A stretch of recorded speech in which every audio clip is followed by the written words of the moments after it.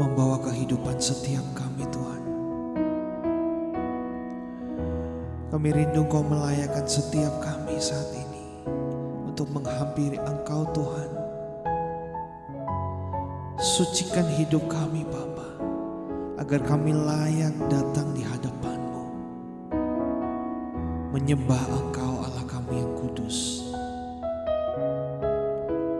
Kami tahu Tuhan, kami tak pernah sendiri, karena Engkau-lah yang selalu mendampingi hidup kami.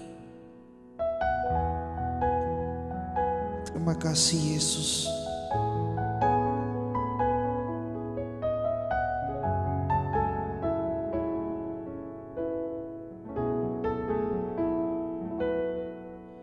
Ketika ku hadapi kehidupan ini, jalan mana yang harus ku pilih? Ku tahu ku tak mampu, ku tahu ku tak sanggup. Hanya Kau Tuhan tempat jawabanku. Aku pun tahu ku tak pernah sendiri, sebab Engkau Allah yang menggendongku. Tangan-Mu membelaiku, cinta-Mu memuaskanku. Kau mengangkatku ke tempat yang tinggi. Janji-Mu seperti fajar pagi hari, yang tiada pernah terlambat bersinar. Cinta-Mu seperti sungai yang mengalir, dan ku tahu betapa dalam kasih-Mu. Ini yang kami tahu Tuhan, betapa dalam kasih-Mu bagi kehidupan kami.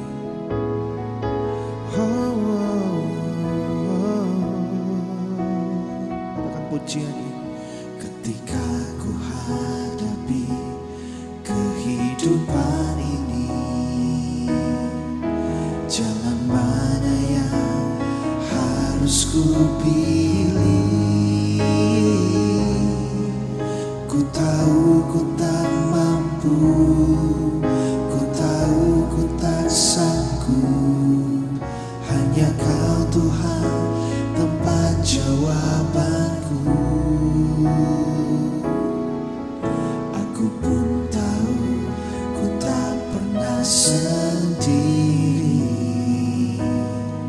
sebab Engkau Allah yang menggendongku. Tangan-Mu membelaiku, cinta-Mu memuaskanku. Kau mengangkatku ke tempat yang tinggi. Janji-Mu seperti fajar pagi hari, yang tiada pernah terlambat bersinar. Cinta-Mu seperti sungai yang mengalir, dan ku tahu betapa dalam kasih-Mu. Janji-Mu Tuhan, janji-Mu seperti fajar pagi hari, yang tiada pernah terlambat bersinar. Cinta-Mu seperti sungai yang mengalir, dan ku tahu betapa dalam kasih-Mu. Saudara, sadarilah bahwa kita punya Allah yang sungguh sangat besar kasih-Nya. takkan pernah berhenti sampai kapanpun. Sesuai dengan pujian ini saudara, cinta Tuhan, kasih Tuhan seperti sungai yang mengalir yang tak akan pernah kering dalam hidup kita. Amin. Namun kadangkala kita sebagai manusia terkadang kala lewat setiap pergumulan hidup kita yang menekan kita saudara, cinta kita mulai tawar kepada Tuhan, hati kita mulai tawar kepada Tuhan. Namun saat ini pujian ini mengingatkan pada kita bahwa cinta Tuhan tak pernah berhenti bagi setiap kita. Amin. Kita tidak pernah ditinggalkan sendiri. Amin. Ada tangan Tuhan yang selalu menggendong setiap kita. Karena itu saudara, jangan diam di hadirat Tuhan. Biarlah engkau mengucapkan syukurmu dari dalam hatimu yang paling dalam. Saudara, katakan pada Tuhan, terima kasih buat kasih Tuhan. Terima kasih buat penyertaan-Mu Tuhan. Terima kasih buat kesetiaan-Mu bagi setiap kami.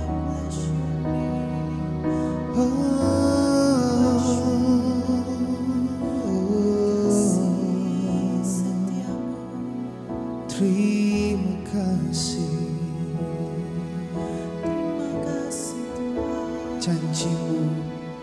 Janji-Mu seperti fajar pagi hari yang tiada pernah terlambat bersinar. Cinta-Mu seperti sungai yang mengalir, dan ku tahu betapa dalam kasih-Mu. Janji-Mu seperti fajar pagi hari yang tiada pernah terlambat bersinar. Cinta-Mu seperti sungai yang mengalir, dan ku tahu betapa dalam kasih-Mu. Janji-Mu seperti fajar pagi hari yang tiada pernah terlambat bersinar. Cinta-Mu seperti sungai yang mengalir, dan ku tahu betapa dalam kasih-Mu. Dan ku tahu betapa dalam kasih-Mu. Dan ku tahu betapa dalam kasih-Mu.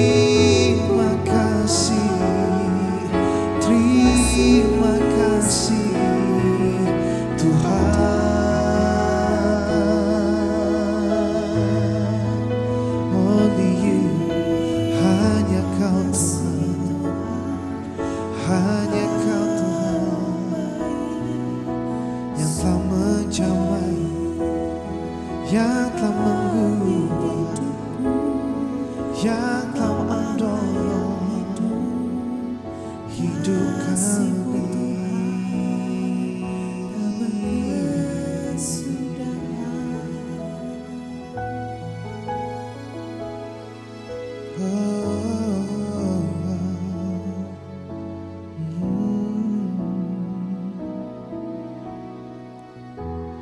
There is none like you.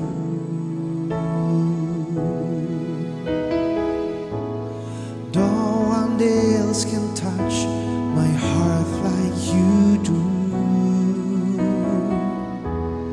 I could search for all eternity long and find there is none like you. Oh, there is none like you. No one else can touch my heart like you do. I could search for all eternity long and find there is none like you. Tiada sepertimu Tuhan, tiada sepertimu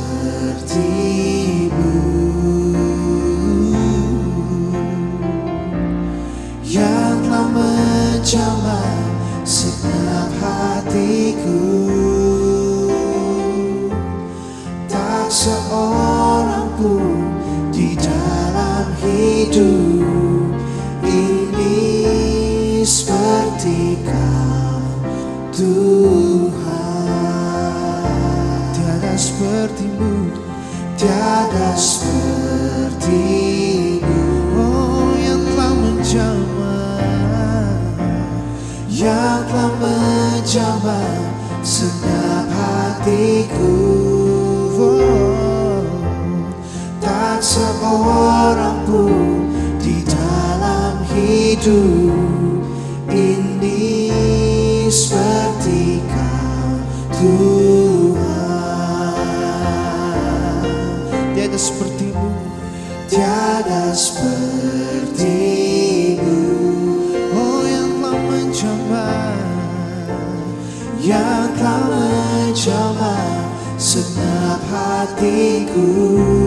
Tak seorang pun, tak seorang pun di dalam hidup ini seperti Kau Tuhan.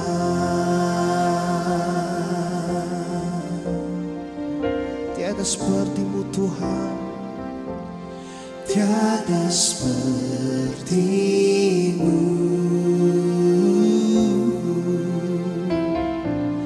yang telah menjamah segenap hatiku.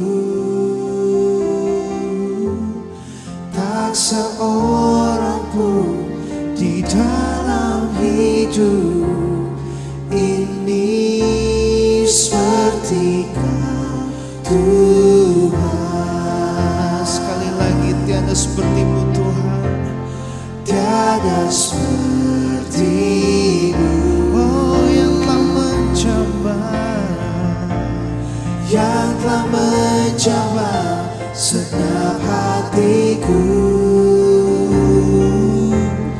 Tak seorang pun di dalam hidup ini seperti Kau Tuhan. Tak seorang pun, tak seorang pun di dalam hidup ini seperti Kau Tuhan. Tak seorang pun, tak seorang pun di dalam hidup ini seperti Kau Tuhan.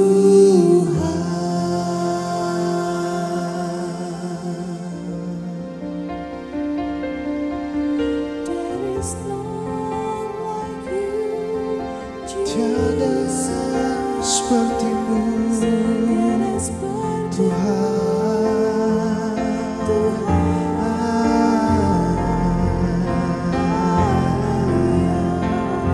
Oh, tiada sepertimu Tuhan, yang sanggup menjamah, yang sanggup memulihkan. hidup kami Tuhan menjadi yang baru di dalam Engkau. Oh,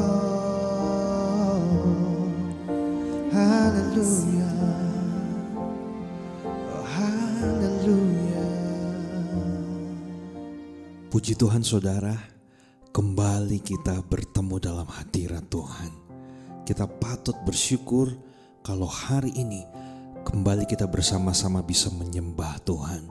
Bahkan kita bisa mendengarkan firman Tuhan yang akan mengubahkan setiap kita. Selalu ingat saudara, walaupun kita lakukan hal ini secara online, tetapi hadirat Tuhan tidak bisa dibatasi oleh dimensi apapun. Saat ini kita menggunakan teknologi yang ada untuk kita bersama-sama belajar pengenalan kita kepada Tuhan, dan hadirat Tuhan itu sungguh nyata di tengah-tengah setiap kita. Hari ini kami akan berbicara tentang perspektif saudara, atau dalam bahasa yang mudah dipahaminya, perspektif adalah sudut pandang. Kalau berbicara tentang perspektif atau sudut pandang saudara, saya percaya setiap kita pasti memiliki sudut pandang yang berbeda-beda.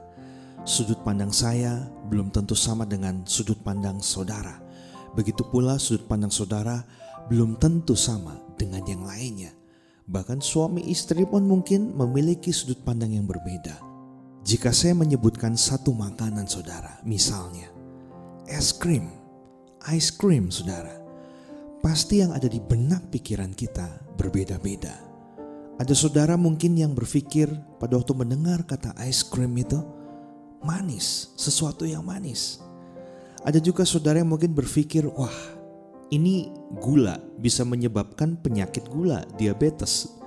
Tapi ada juga saudara yang mungkin mendengar kata ice cream begitu antusias karena itu adalah makanan yang saudara senangi. Bisa membuat hati saudara menjadi happy, gembira karena rasa manis dan dinginnya saudara. Setiap kita pasti memiliki sudut pandang yang berbeda. Bukan hanya tentang ice cream saja saudara, tapi hal lain pun kita memiliki pandangan yang berbeda. Kita mau belajar bersama-sama dari Alkitab. Pada waktu saudara, Tuhan Yesus ada di dalam bumi ini bersama dengan murid-muridnya. Nah, ini juga terjadi suatu pemahaman, suatu perspektif yang berbeda antara Yesus dengan murid-muridnya, yaitu memandang kehidupan ini, memandang pelayanan yang ada yang Tuhan Yesus lakukan saat itu, ini bisa berbeda saudara. Matius 16 dimulai dari ayat yang ke-21. Sejak waktu itu Yesus mulai menyatakan kepada murid-muridnya bahwa ia harus pergi ke Yerusalem dan menanggung banyak penderitaan dari pihak tua-tua, imam-imam kepala dan ahli-ahli Taurat, lalu dibunuh dan dibangkitkan pada hari ketiga. Tetapi Petrus menarik Yesus ke samping dan menegur dia. Katanya, "Tuhan, kiranya Allah menjauhkan hal itu. Hal itu sekali-kali takkan menimpa engkau." Maka Yesus berpaling dan berkata kepada Petrus, "Enyahlah iblis, engkau suatu batu sandungan bagiku, sebab engkau bukan memikirkan apa yang dipikirkan Allah, melainkan apa yang dipikirkan manusia."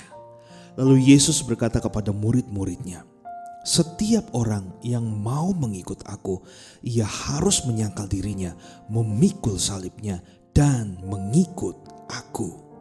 Saudara, ini menarik sekali. Saat itu Yesus sedang menceritakan hal-hal apa saja yang akan terjadi ke depannya terhadap diri dia dan terhadap pengikut-pengikutnya itu, murid-muridnya itu saudara.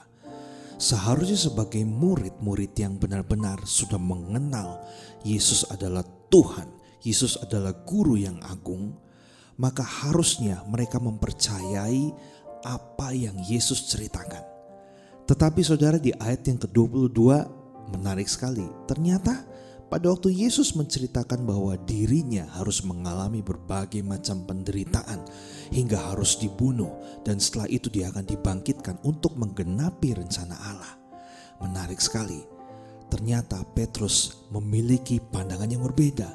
Bahkan ia sampai menegur Yesus, dikatakan, "Tuhan, sekali-kali hal ini tidak akan terjadi terhadap engkau. Dan saat itu juga Yesus langsung menegur Petrus. Dikatakan sangat keras sekali saudara, nyala hai iblis, engkau suatu batu sandungan bagiku. Mengapa Yesus bisa sampai berkata demikian kepada Petrus? Ternyata saudara, ada perbedaan sudut pandang, ada perbedaan perspektif saudara dari murid-murid Yesus kepada Yesus, memandang segala sesuatu yang sedang terjadi, memandang keberadaan Yesus itu sendiri di dalam dunia ini.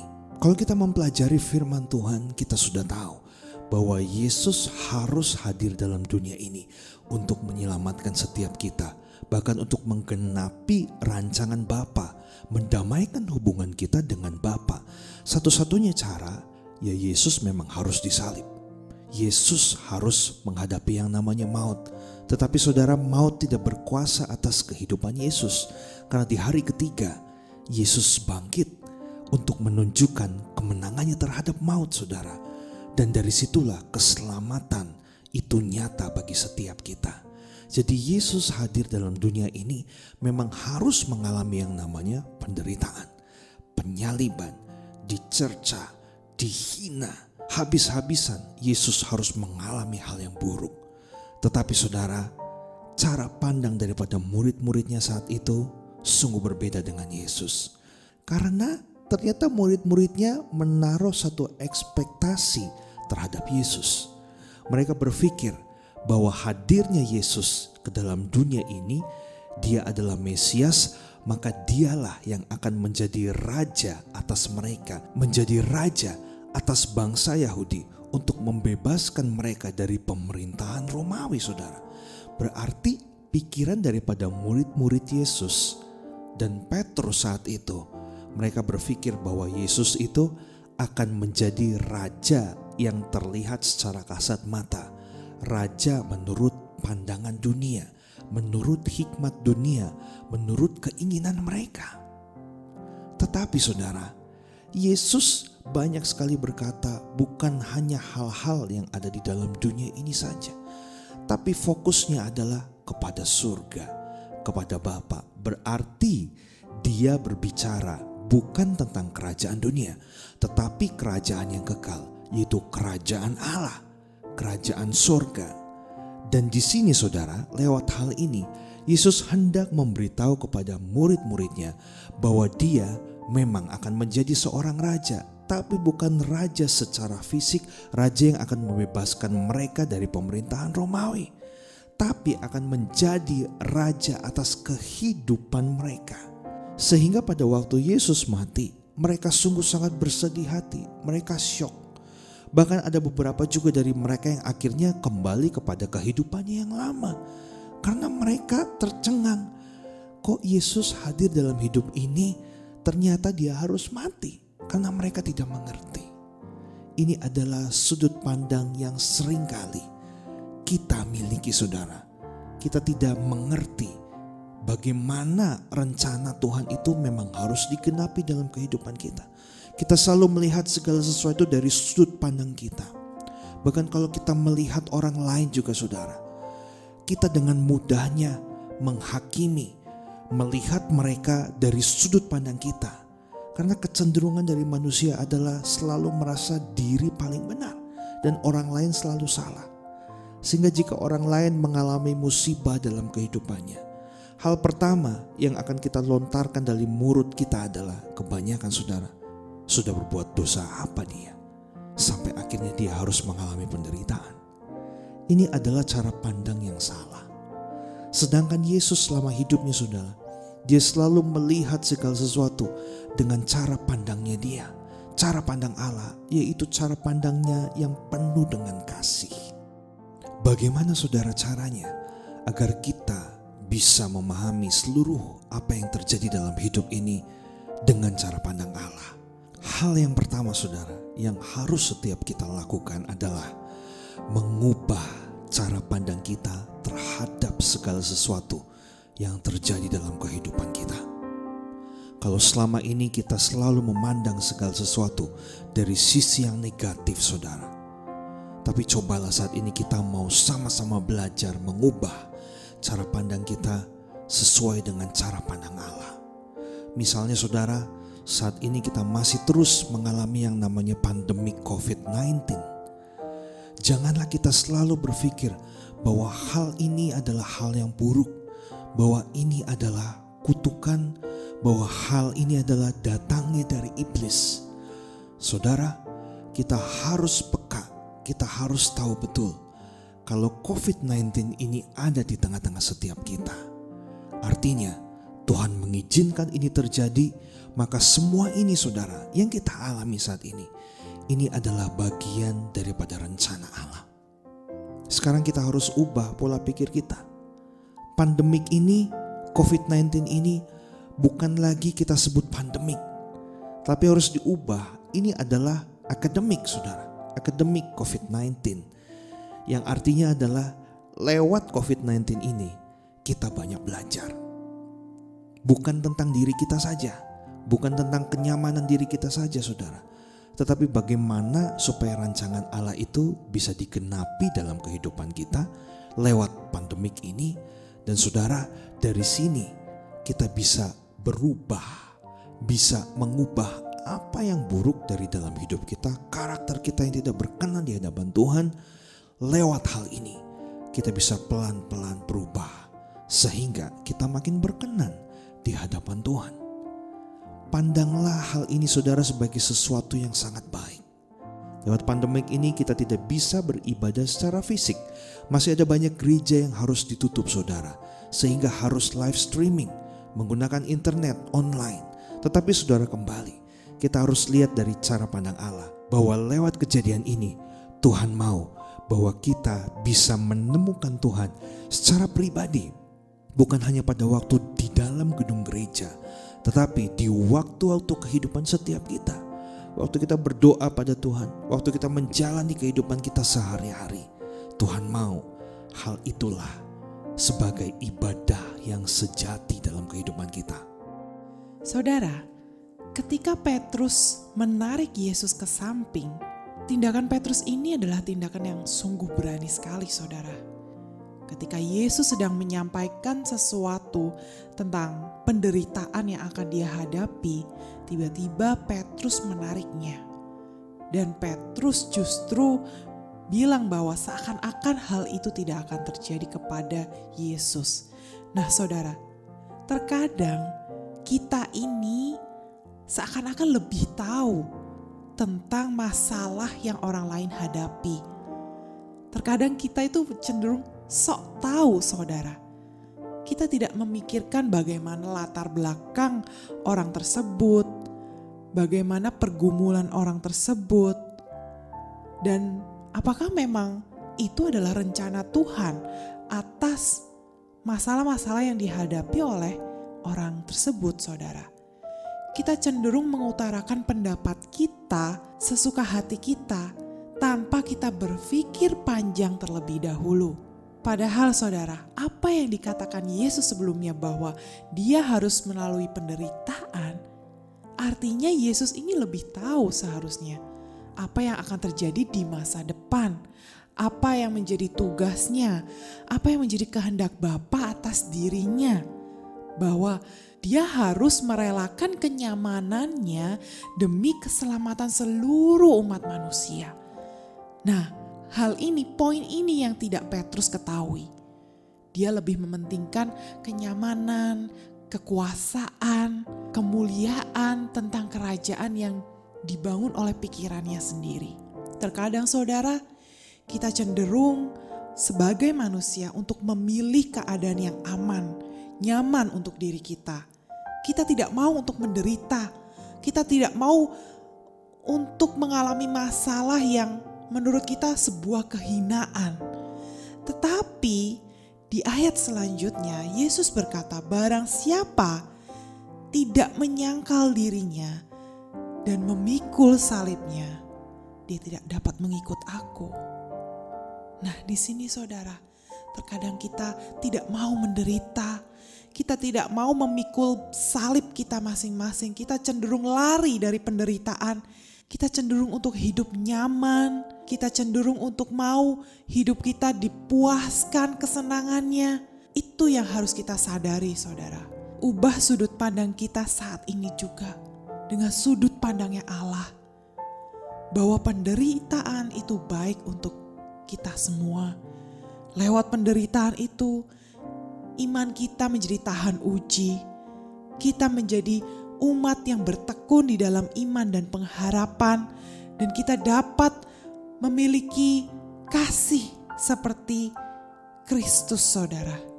Setelah Petrus menegur Yesus, Yesus langsung berkata bahwa enyahlah iblis. Dia tahu bahwa itu datangnya dari iblis. Iblis memakai Petrus untuk mengintimidasi Yesus. Iblis ingin agar Yesus mengurungkan niatnya untuk menghadapi penderitaan tersebut. Iblis ingin agar ada rasa ketakutan di dalam Yesus sehingga Yesus tidak melakukan kehendak Bapa. Nah, sangat disayangkan saudara, Petrus dipakai oleh iblis untuk menyerang Yesus pada saat itu. Terkadang iblis memakai rekan-rekan, sahabat-sahabat kita, orang-orang terdekat kita untuk melemahkan iman kita, saudara. Tanpa kita sadari, terkadang kita diberi masukan, pendapat, sebaiknya kamu jangan ke kota itu. Nanti apa yang akan kamu lakukan di sana? Kamu tidak kenal siapa-siapa. Kamu mau tinggal di mana? Kamu mau makan apa di sana? Nah, terkadang justru nasihat-nasihat yang kelihatannya baik, kelihatannya bijaksana, itu tidak sesuai dengan kehendak Bapa, saudara. Kita harus jeli betul, kita harus memiliki hubungan yang dekat dengan Bapa, keintiman kita kepada Bapa, sehingga kita memiliki kepekaan apakah kata-kata tersebut datang dari iblis atau kata-kata tersebut adalah datang dari Bapa di surga. Iblis itu sangat licik, saudara. Dia bisa menyamar sebagai malaikat terang. Dia bisa memakai segala sesuatu kata-kata bijak, bahkan memakai firman itu sendiri, memutarbalikan firman supaya kita mengambil keputusan yang salah, supaya kita tidak menjalani kehidupan kita sesuai dengan apa yang Tuhan mau. Kebanyakan dari kita saat ini, saudara, pasti berdoa agar dijauhkan dari segala hal-hal yang buruk, malapetaka yang menimpa kita. Padahal saudara, jelas Kristus menyatakan bahwa kita harus mengikuti teladannya, yaitu kita harus bertahan di dalam penderitaan. Jadi saudara, setelah pikiran kita diubahkan, saya dan saudara pasti rindu bahwa doa kita juga diubahkan. Marilah saudara sekarang kita berdoa supaya Tuhan memberikan kita kekuatan agar kita dapat menghadapi penderitaan demi penderitaan. Justru saudara, penderitaan itu harus kita jalani, harus kita hadapi. Kita harus berjuang melalui iman kita, pengharapan kita, kasih kita. Bukan malah kita menghindari penderitaan itu. Justru dia menghadapi penderitaan itu sampai selesai, sampai tuntas tugas dia. Oleh sebab itu saudara, kita harus mengikuti teladan Yesus. Kita harus berjuang sampai akhir, sampai Yesus kembali menjemput kita semua dan didapati kita mendapatkan iman yang kuat, iman yang teguh kepada Yesus Kristus.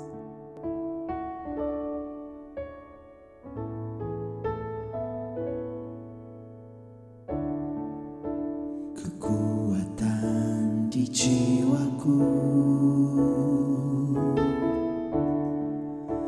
ketenangan batinku,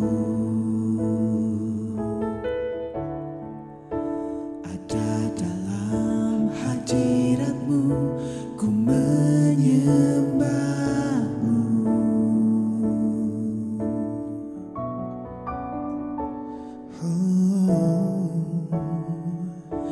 Tersungkur ku di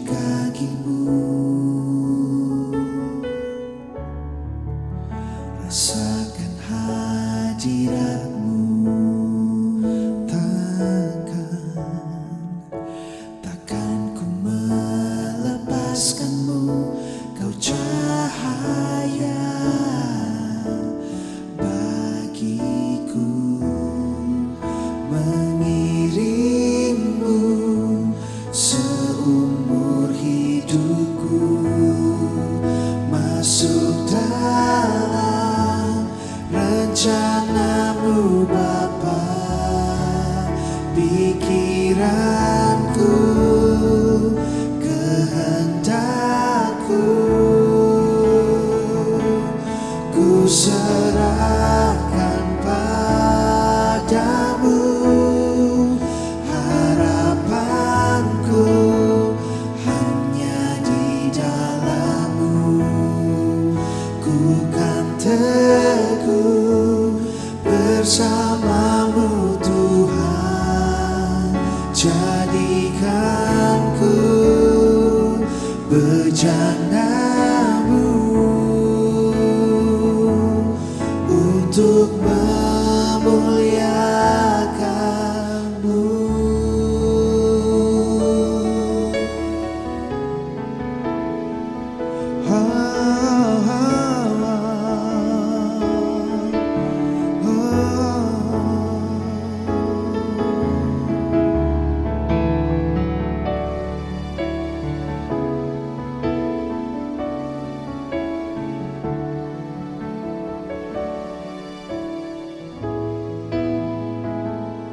Tersungkurku di kaki-Mu Tuhan, tersungkurku di kaki-Mu.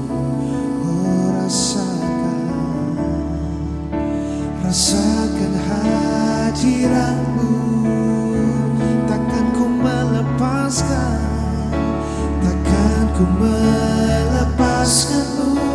Kau cahaya bagiku, mengiringmu seumur hidupku. Masuk dalam rencana-Mu Bapa. Pikiranku, kehendakku, ku serahkan padamu. Harapanku hanya di dalam-Mu. Ku kan teguh bersama-Mu Tuhan. Jadikanku bejana-Mu,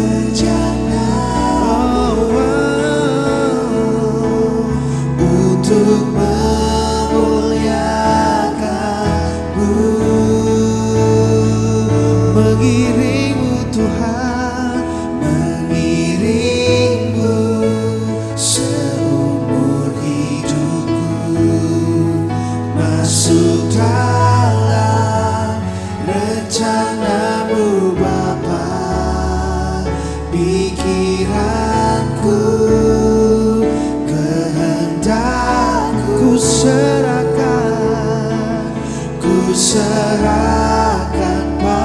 padamu.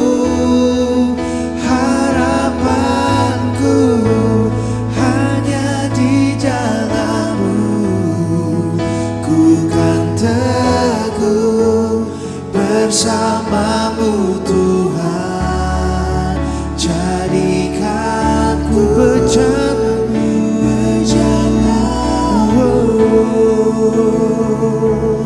untuk memuliakan. Jadikanku bejana, jadikanku bejana, jadikanku bejana-Mu untuk memuliakan-Mu.